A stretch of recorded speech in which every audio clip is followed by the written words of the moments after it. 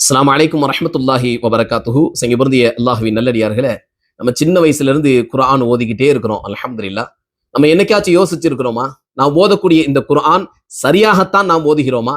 அல்லாஹ் இறக்கி வைத்த அந்த தஜ்வீது முறைப்படிதான் நாம் இந்த குர்ஆனை ஓதுகிறோமா அப்படின்னு என்னைக்காச்சும் நீங்க எல்லாருமே யோசிச்சிருக்கிறீங்களா? கண்டிப்பா யோசிக்கணும். அந்த குர்ஆனை அந்த தஜ்வீது முறைப்படி நாம் ஓத ஆரம்பித்து விட்டால் அந்த குர்ஆனுடைய இனிமையை நம்முடைய உள்ளம் உணர ஆரம்பிச்சிடும், சுவைக்க ஆரம்பிச்சிருங்க. எல்லாம் ஆர்வம் மூட்டணும் அப்படிங்கிறதுக்காக வேண்டிதான் நம்ம ராஜபாளையத்துல ஒரு அற்புதமான ஒரு ஏற்பாடு செஞ்சிருக்கிறாங்க. நம்ம அரஃபாத் நகரில் இருக்கக்கூடிய ஜாமியா ஹிதாயத்துன் நிஸ்வான் மகளிர் அரபிக் கல்லூரி சார்பாக 24ஆம் ஆண்டு துவக்க விழாவை முன்னிட்டு மாபெரும் கிராத் அரங்கம் ஏற்பாடு செஞ்சிருக்கிறாங்க.